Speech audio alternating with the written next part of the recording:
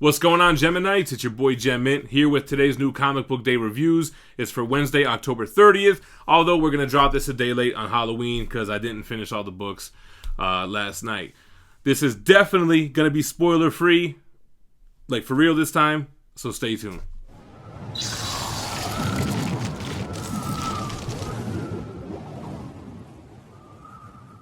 Alright guys, so we had a pretty big week for comics. A lot of miniseries ended. And I think there was a lot of good stuff this week. Again, gonna be spoiler free. I know I messed up last week. It was late. I was out of it. Whatever. Let's talk about the Marvel books first. We have Excalibur #1. This is the third title coming out of Dawn of X, which is post House of X, Powers of 10. And I felt like this was kind of slow, similar to X-Men 1. Marauders #1 is definitely still the strongest title so far out of the Dawn of X. This one focuses on Psylocke, Betsy Braddock, and her brother Brad, Captain Britain. Kind of the apocalypse side of Krakoa with a little bit of Rogue and Gambit going on there, some Jubilee.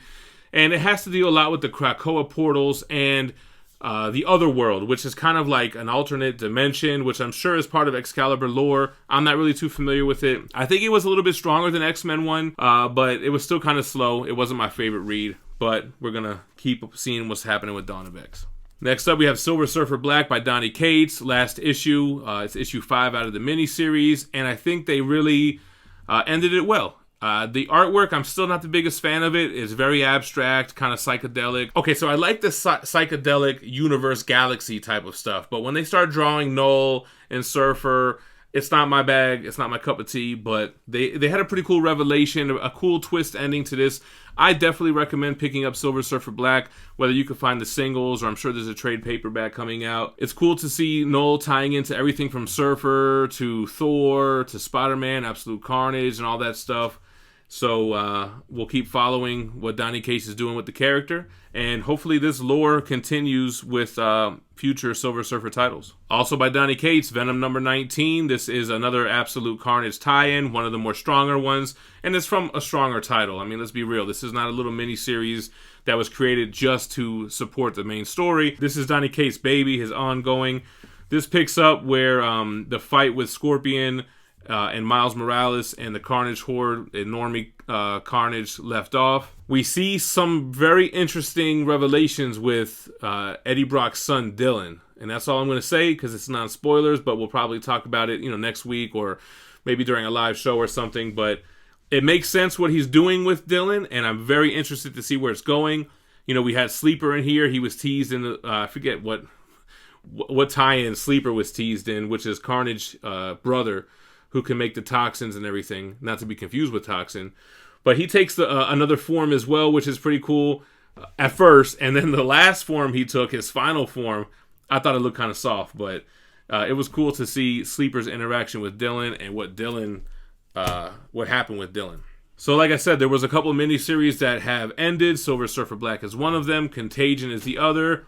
I don't recommend Contagion. I don't recommend the trade. They ended it kind of... they gave it a good ending. It wasn't a cliffhanger. It wasn't a is it really over type of thing. They gave it an ending. The villain was a throwaway villain. It was a cheap kind of zombie flick or a zombie story, which we have a couple of those in here. Spoiler on the next book coming up, but not spoilers of the story. So Contagion overall was kind of whack. It was whack. Bottom line. So, right, speaking of zombie stories, there's going to be another one in this haul, but this is Marvel Zombies Resurrection, and I loved it. I always was a fan of Marvel Zombies. Okay, maybe not when they got to Marvel Zombies 4 and 5 and all that, but this Resurrection was cool. What can I say without spoiling it? It's kind of a new Marvel Zombies story, right? All the heroes are not zombies like in those books, so it's kind of like the beginning of a new zombie plague in the Marvel Universe. Very cool what carries or what brings the zombies to us.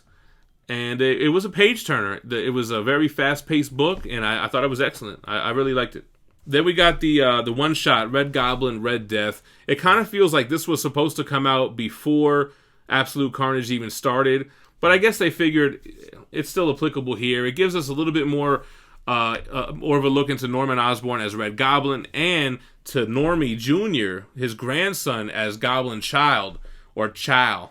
It looks like he says Child with the E at the end. Goblin Child. Anyway, They actually, cause, at the end of Red Goblin, and this is going to be a spoiler for Red Goblin because it's an old story. I already did a review on the OHC, but he became, a little mini Red Goblin. So this kind of shows what he did as this Goblin child, which is kind of sick because he's a kid.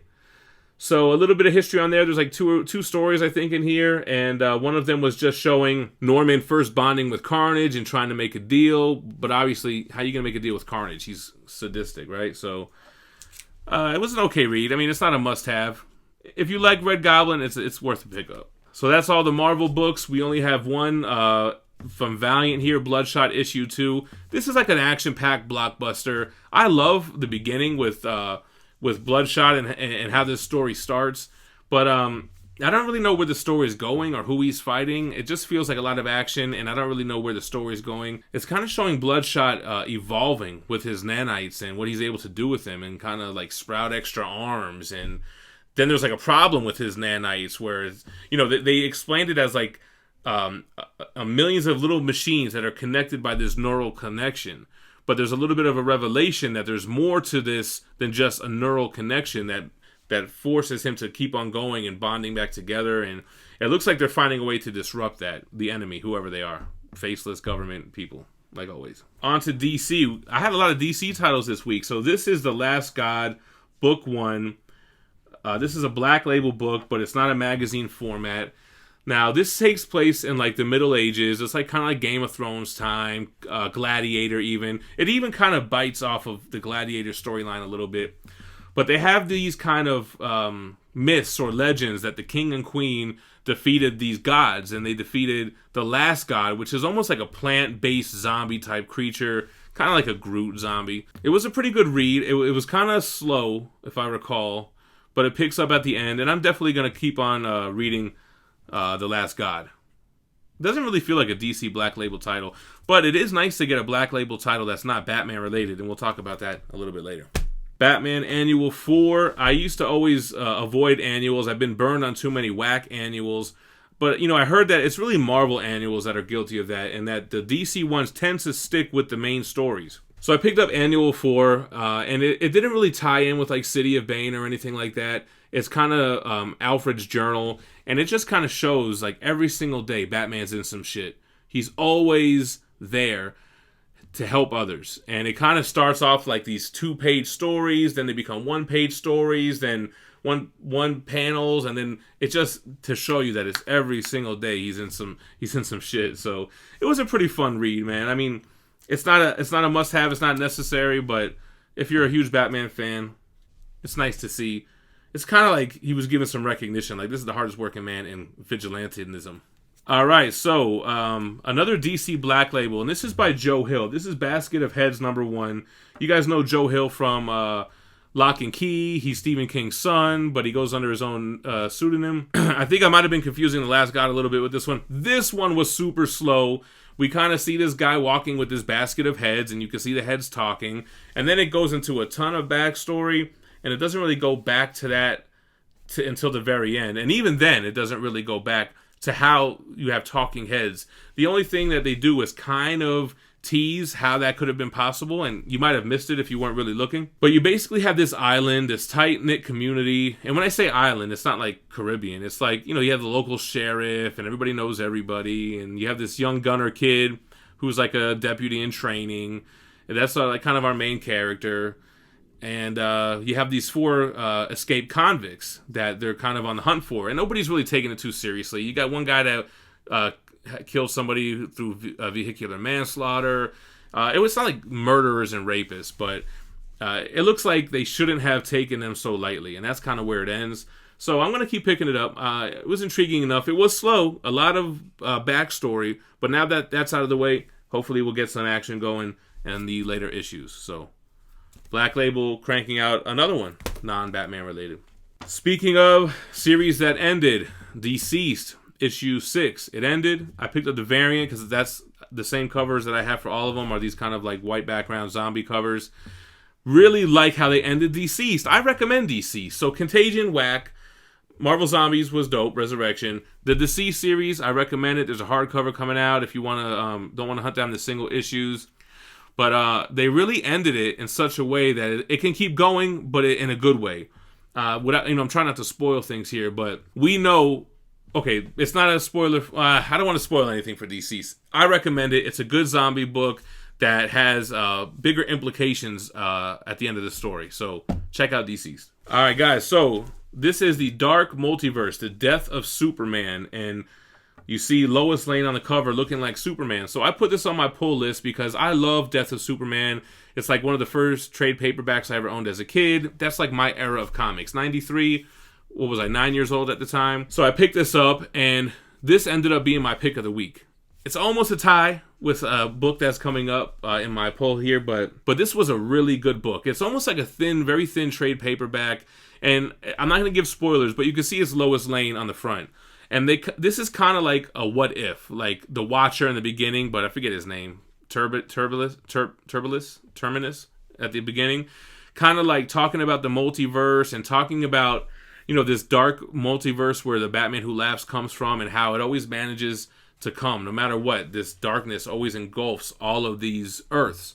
So this is kind of like the Earth, like what would have happened if Lois was so stricken with grief and got an opportunity to obtain the powers of Superman. What would she do?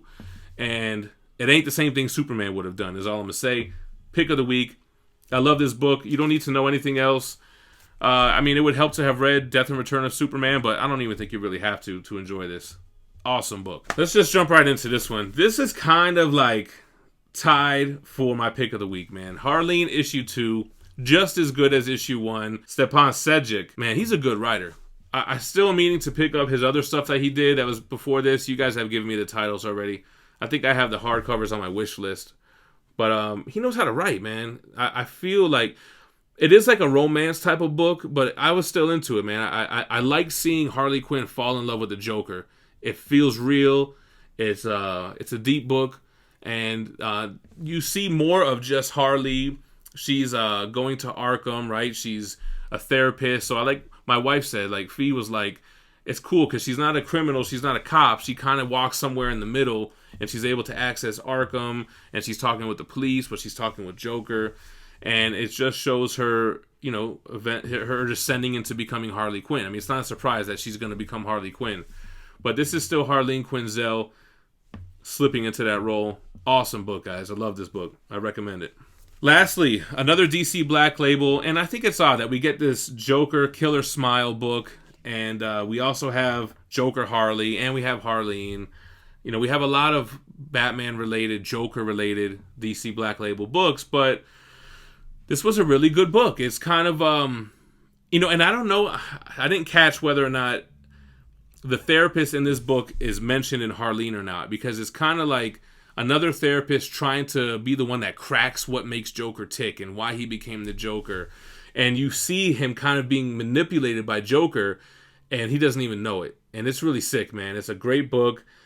And I don't know if this guy saw the Joker movie, because it feels kind of like that type of Joker, maybe. I don't know. I could be way off on this, but it's definitely a different take on Joker. He's in Arkham. He's being kind of interviewed by this therapist, and like I said, he's manipulating the guy, and he don't even know it.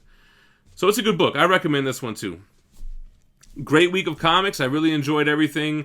Unfortunately, Excalibur, wasn't my favorite, but I didn't really expect it to be. I never really was a huge Excalibur fan. But let me know what you guys like this week. Is there anything that I missed I should go back and pick up? Let me know in the comments below. Hit the like button before you leave. Show some support. And make sure you subscribe to the channel, because we drop daily content with new comic books, omnibus, statues, and more. Stay minty fresh. Peace.